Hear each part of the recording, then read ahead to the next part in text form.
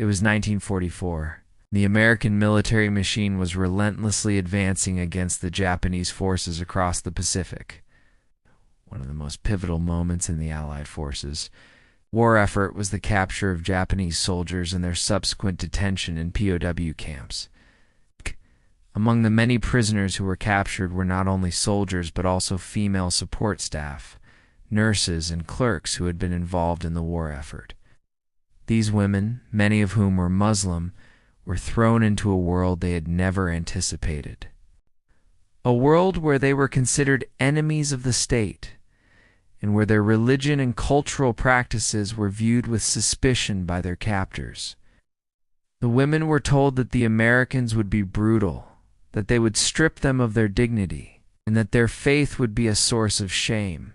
But they had been raised with the belief that surrender would mean disgrace, and the thought of being taken prisoner was something they had been taught to avoid at all costs. These women had been taught to fear the Americans, thought that they were cold, cruel, and heartless, that their beliefs and culture would never be respected. But when they were captured and transported to an American POW camp, what they encountered was the opposite of what they had been taught. They were met with kindness, respect, and, most shockingly, an open acceptance of their faith. One of the most profound shifts came when an American general who had been raised with his own set of beliefs about the enemy witnessed the strength and character of these women, particularly their unwavering devotion to their faith.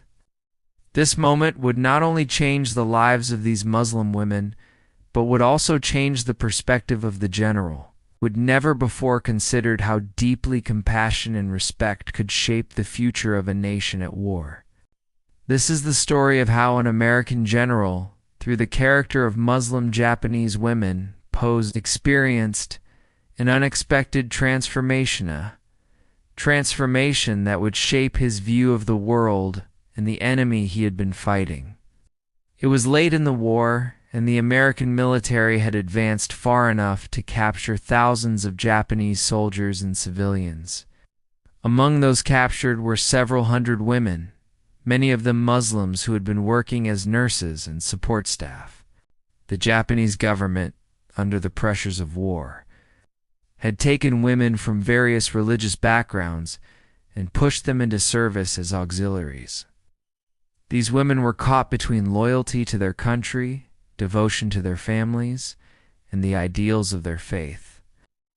When these women were taken as prisoners by the American forces, they were subjected to the same harsh conditions as the male POWs. They had no idea what to expect when they were brought to the camps in the United States. Many of them had heard rumors, but the rumors were mixed. Some believed they would be tortured. Others thought they would simply be left to starve. But the most terrifying fear for these women was that their captors would disrespect their Muslim faith, something they held dearly. They had heard from their superiors that the Americans were barbaric, that they were cruel to the enemy, and that their respect for other cultures was non-existent.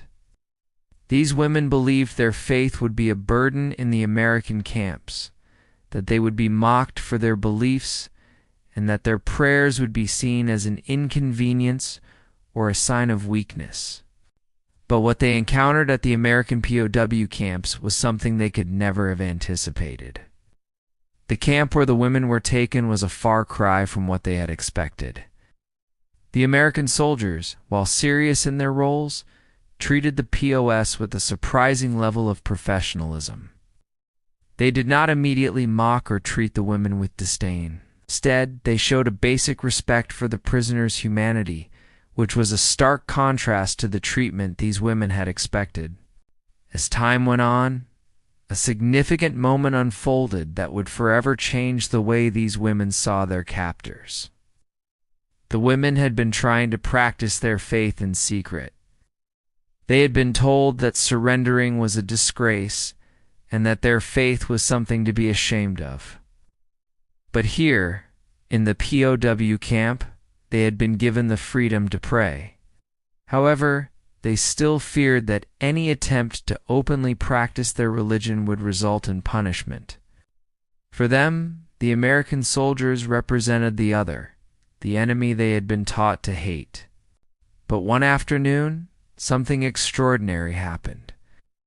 An American general, who had been overseeing the POW camp, walked through the camp and witnessed a group of Muslim women gathered in a small courtyard. They had set up prayer mats and were performing their daily prayers, their faces serene, their movements slow and deliberate, as though in complete devotion to their faith. This was not something the general had been prepared for. At first, the general stood at a distance, observing the women. He had heard of the fierce warriors who fought for the Japanese, but he had never considered the human aspect of the women who served behind the front lines. The moment he saw them praying, he was struck by the sincerity in their actions. The women were not performing a task out of fear. They were practicing their faith, something that meant the world to them, even in the most dire of circumstances.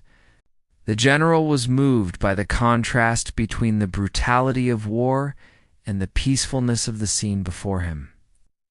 It was not the fierce fighting spirit that he had been trained to expect from his enemies, but a quiet, profound act of devotion that left him speechless.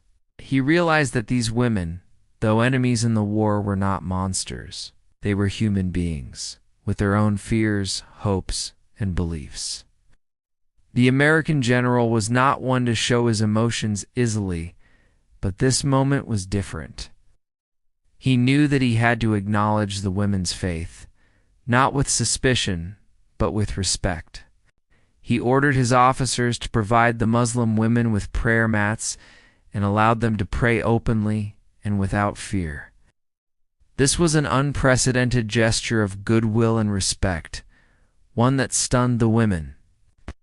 They had been taught that to be captured by the Americans was to be dishonored, but here they were treated with respect and dignity, something they had never anticipated. For the Muslim women posts, this moment was transformative. They had been raised to believe that their captors would show them nothing but cruelty. Yet here were the Americans professional. Yes, but also kind and respectful. The general's decision to allow the women to pray freely had a profound impact on them. It was not just the permission to pray that they valued, but the respect for their religious practice. It was as though in that small act of compassion, the general had broken down the barriers that had been built between them. The general's transformation was just as profound. He had been raised on the belief that the enemy was ruthless and unforgiving. He had been taught to view the enemy with contempt, to believe that the Japanese were vicious and dishonorable. But when he saw the women praying, he began to see them not as enemies, but as human beings. He saw the strength and character in their faith, and in that moment, he realized that war was not just about defeating the enemy.